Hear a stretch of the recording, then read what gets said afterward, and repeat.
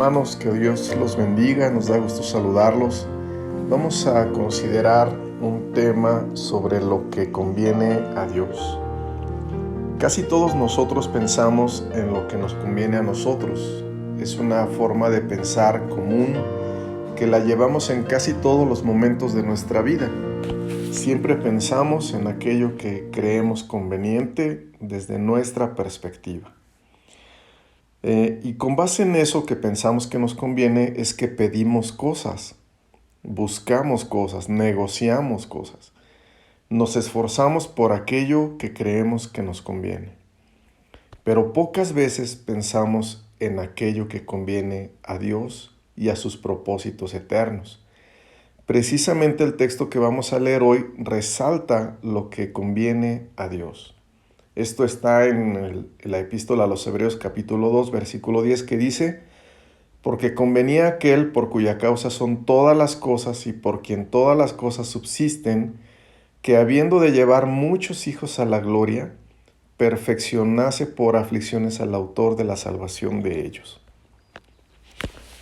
Cuando pensamos en aquello que nos conviene a nosotros, debemos también recordar que somos limitados. Por ejemplo, que nuestro entendimiento es limitado. Cuando somos niños, creemos que lo que más nos conviene son los dulces, pero nuestros padres ven una perspectiva diferente y ellos ven otros alimentos, ven verduras y ven que la abundancia de dulces puede causarnos un daño. Muchas veces los niños creen que los padres no los entienden, que no los apoyan en lo que ellos quieren y a veces lloran porque no reciben lo que piden, porque su entendimiento es limitado. Este texto que leímos hoy nos lleva a considerar precisamente lo que conviene desde la perspectiva del Padre Celestial. Y nos hace ver que Él tiene un entendimiento de todas las cosas creadas, materiales, espirituales, presentes, pasadas y futuras.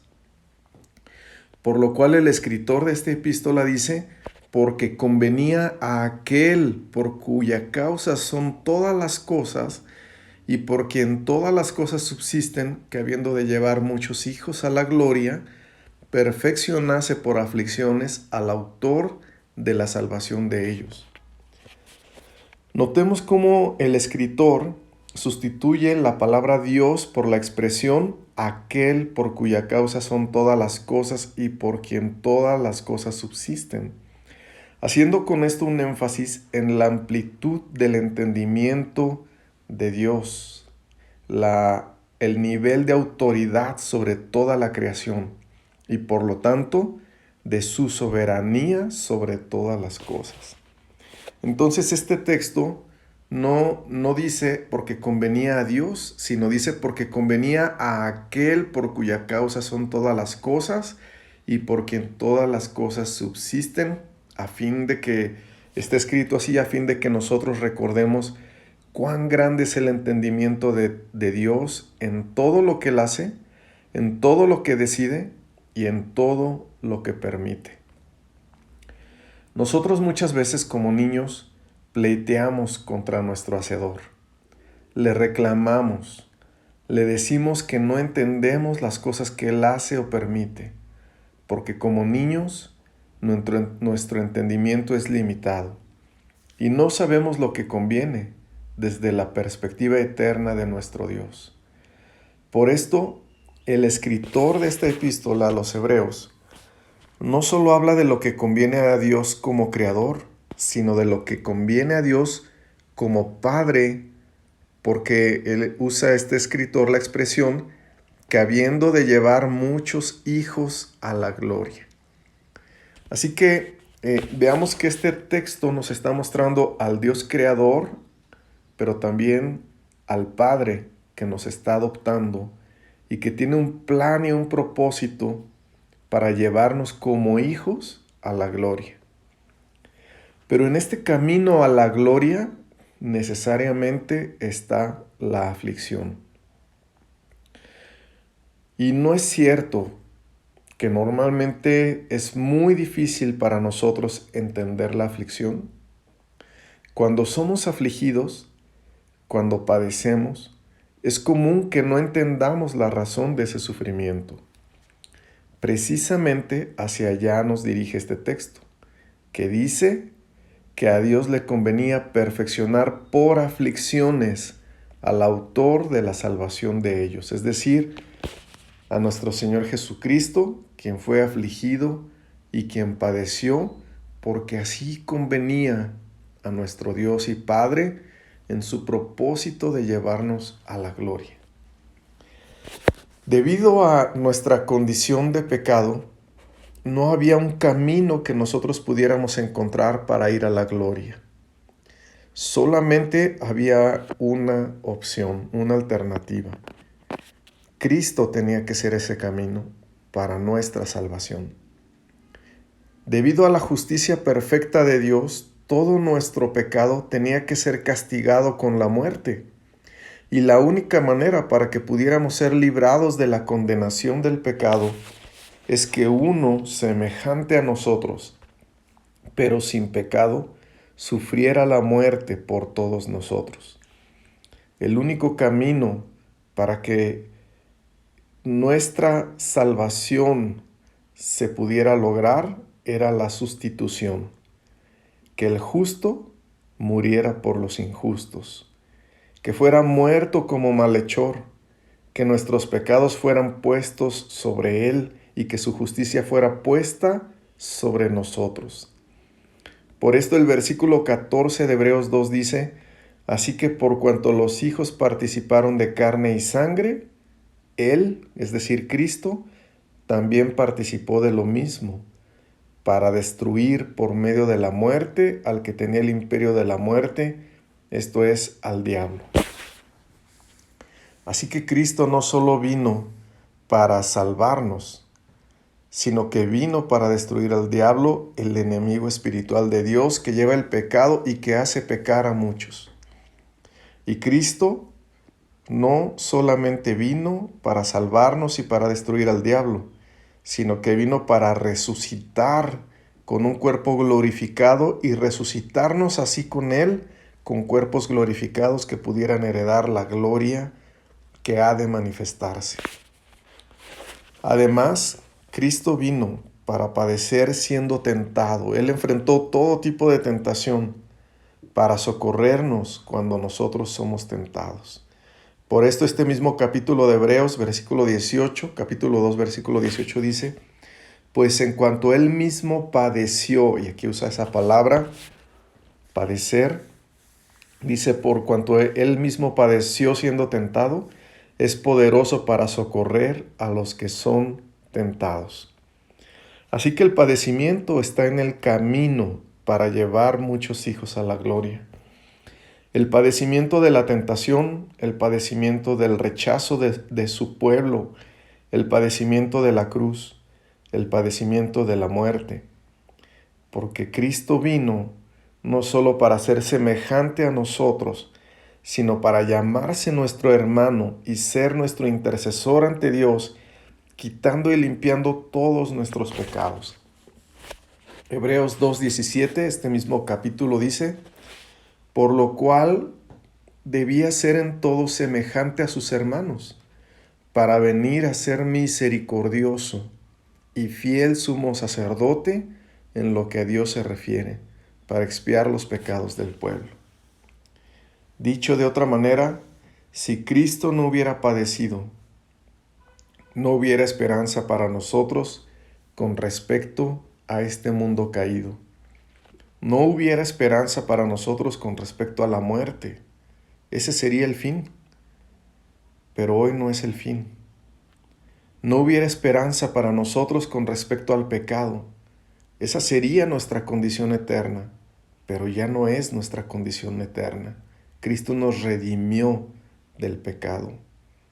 No hubiera esperanza para nosotros en la tentación, y no hubiera esperanza de una congregación limpiada, perdonada, reconciliada con Dios y entre ellos mismos. Toda relación humana hubiera quedado en el fracaso, la simulación y con las heridas del pecado. Pero gracias a que Cristo padeció, la restauración y el perdón en las relaciones humanas se efectuará a la perfección en los que son de la fe. Por lo cual este capítulo de Hebreos 2, versículo 12 dice que Cristo, dice de Cristo, anunciaré a mis hermanos tu nombre, en medio de la congregación te alabaré. Esta es una congregación perfecta en unidad. Es la victoria en todas las relaciones humanas. Y vemos que esa congregación es fruto de las aflicciones de Cristo y de su perdón.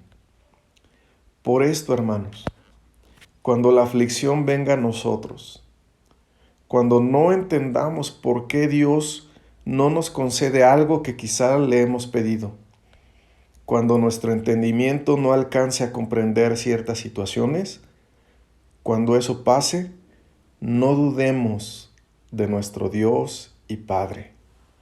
No dudemos de su soberanía ni de su paternidad.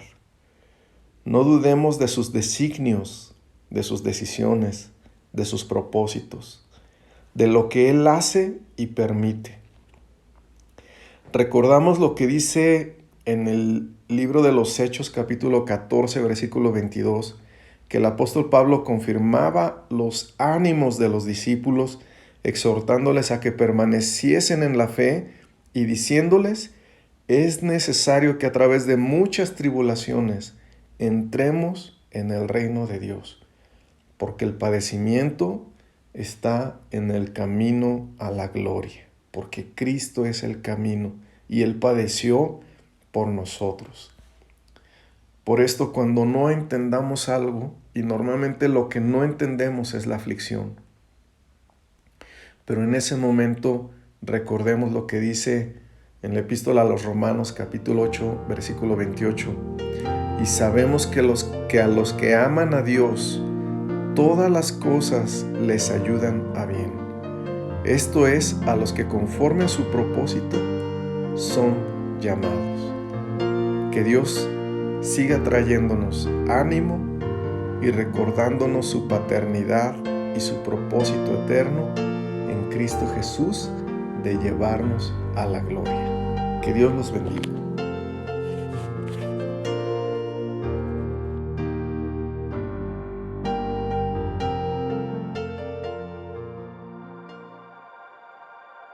Me envuelves hoy con una canción, melodía de tu amor.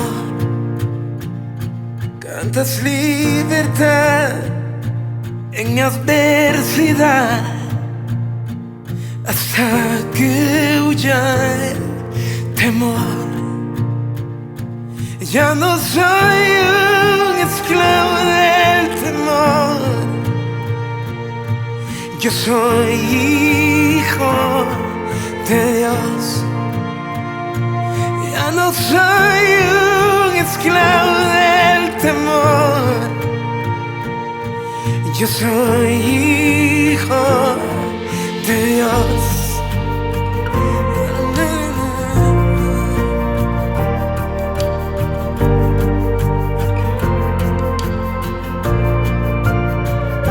Desde el vientre fui escogido en ti, me llamo el amor. De nuevo nací, recibido en ti, tu sangre en mí fluyó. Ya no soy un esclavo del temor, yo soy hijo de Dios. Ya no soy un esclavo del temor, yo soy hijo de Dios. Ya no soy un esclavo del temor, yo soy hijo de Dios. Ya no soy un esclavo del temor, soy hijo de Dios.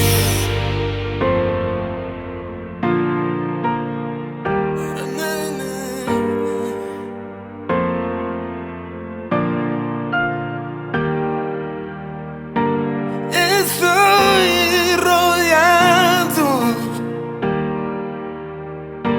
por los brazos del Padre. Estoy rodeado por canciones de libertad. Fuimos liberados de ataduras. Somos los hijos y las hijas. Cantaremos libres. Oh, oh, oh, oh, oh,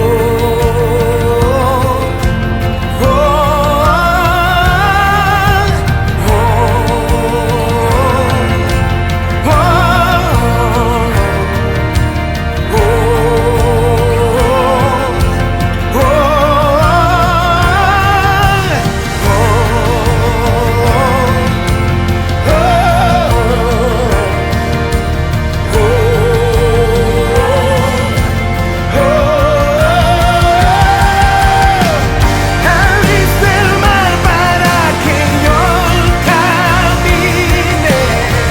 Tu amor ahogó todo el temor.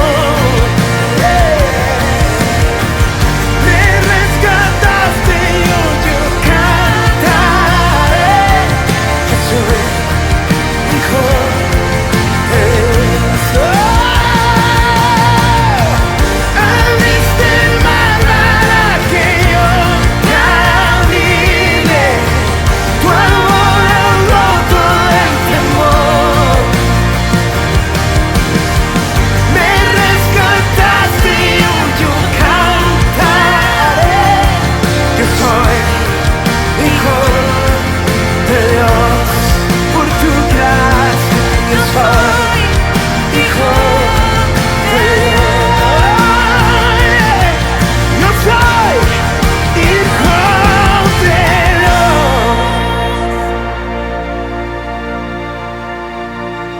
Yo solo sé que yo soy su hijo y él es mi padre y mi padre me ama. Yo solo sé que yo soy su hijo y él es mi padre y mi padre me ama. Yo solo sé que yo soy su hijo y él es mi padre y mi padre me ama. Yo solo sé que yo soy su hijo y él es mi padre y mi padre me ama. Yo solo sé que yo soy su hijo